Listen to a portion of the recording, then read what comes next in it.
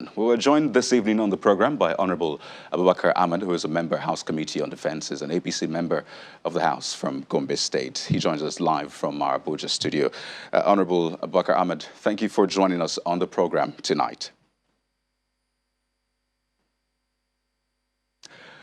Well, let me just begin by referring to a meeting which governors of the northeastern region, the sub-region, held yesterday. And, you know, there was a communique that was released, and part of that communique spoke about the insecurity in that sub-region, particularly where we have Borno, Gombe, and other states, says that kidnapping and farmer-herder clashes, amongst others, are worrisome in the sub-region. So that was coming from the leaders, the governors of the sub-region, essentially. And now, juxtaposing that with what the Minister of Information has said, how does that resonate with you, really? Let's begin with that. Well, you see, actually, when you talk about this issue of insecurity that is bedeviling us, the banditry, I mean, one has to be astonished, despite the effort of the government, and yet you cannot see result. It is really quite worrisome that the so-said chief executives, chief security officers of our confederation unit, that's the state, are lamenting. The whole of them in the northeast geopolitical region gathered together to issue out such a communique. I think the issue is really, really, really disturbing. To say it is even disturbing is an understatement. But let it be, assuming but without really conceding, there are problems. Just putting it to answer your question with what the Minister of Information has said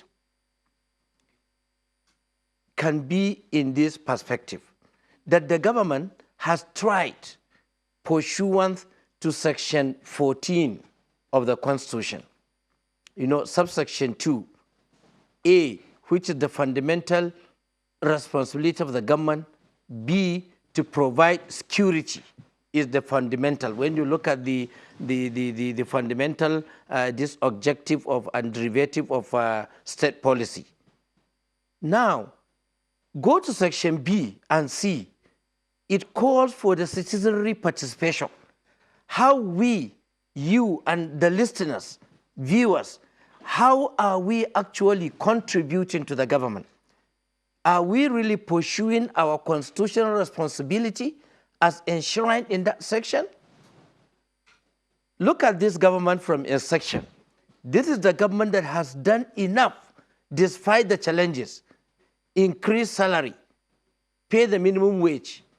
Just recently, the news reviewer just said, even today, the Minister of Finance said the whole police salary has been reviewed and overhauled. Earlier on, the military salaries were also overhauled. Then what went wrong? Are we trying to allude to what we call administrative stupidity? The president has issued out an order. The Constitution has set it out. The executive wants to carry out. The head of the agencies. Doesn't mean that along the line, some people who are executing it demonstrated what we can call administrative stupidity, that is landing us in trying to solve problem. You create another problem you don't know. I think it is high time that we really have a rethink to the whole this security. The government actually has tried its best. It's decimated the Boko Haram, even the bandit. But look at what is happening. When we now juxtapose this to the issue of administrative stupidity, like I call it, you can use any nomenclature to define it. But look at the scenario. Let me give just a 1-minute scenario of, we call it a Fall Heroes Factory. There is a factory in one country I wouldn't mention. They inherited Ford, a company from Ford that is manufacturing tires. Well equipped, brand new.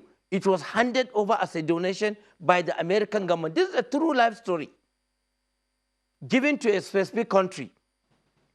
Then they were being operating for the last 6 months. They discovered that all the tires being produced by this factory are being, just after running a few kilometers, they get busted.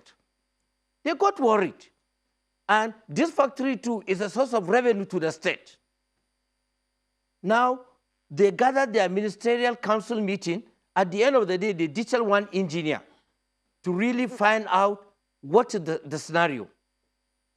This engineer came to the factory from administrative level, highest to the lowest, go to production line.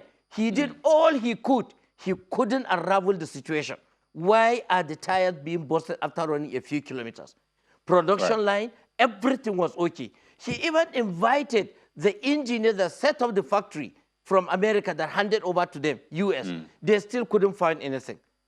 Now, while he was sitting in the laboratory, he saw on the wall, they call it wall, heroes of the factory. And he now noticed that a particular engineer, a production engineer, has remained on top of the echelon for the past 6 months. Coincidentally, when the tires started busting. So he smelled rat.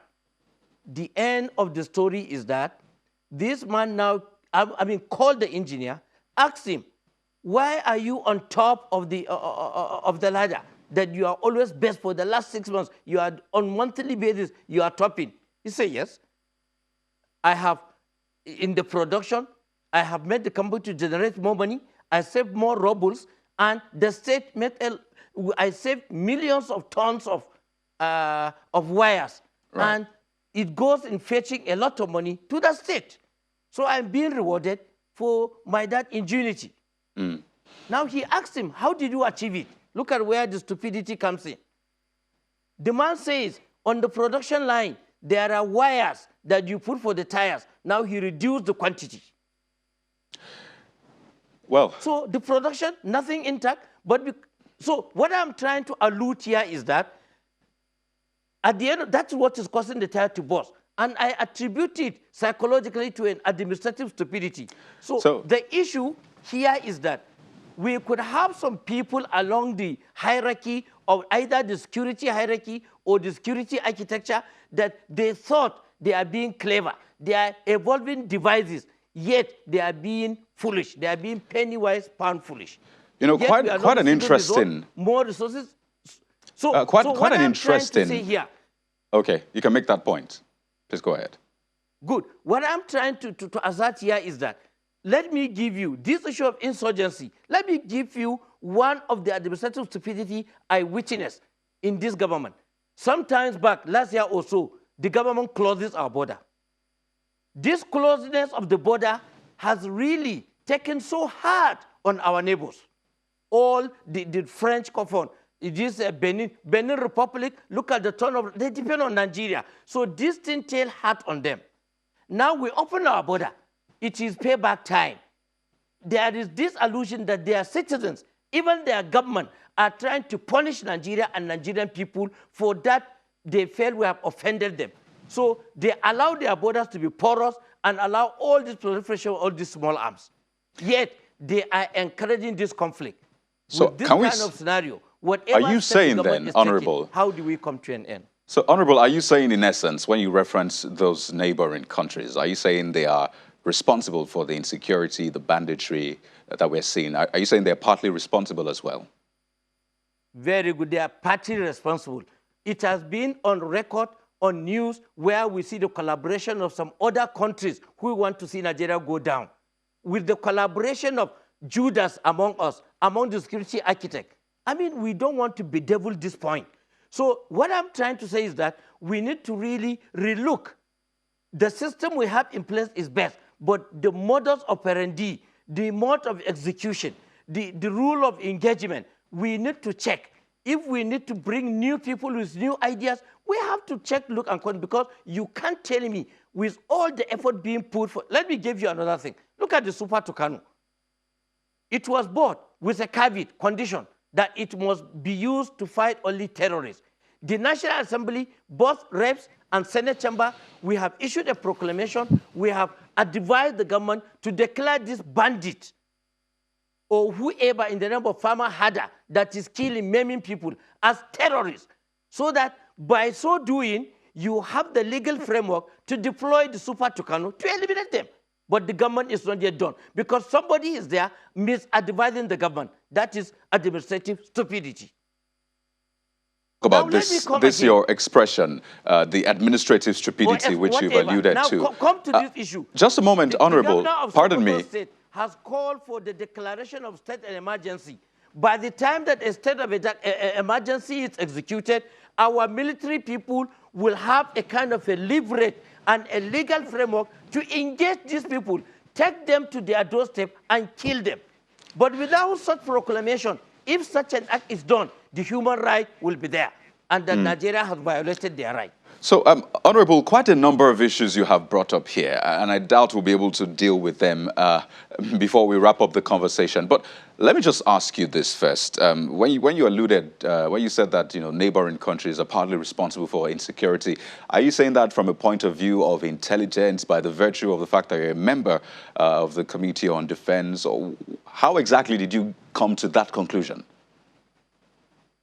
Well, by intelligence report. And I can't say I can share my source on air, but I'm talking on good authority that there has been this connivance inside and outside Nigeria with our neighboring countries.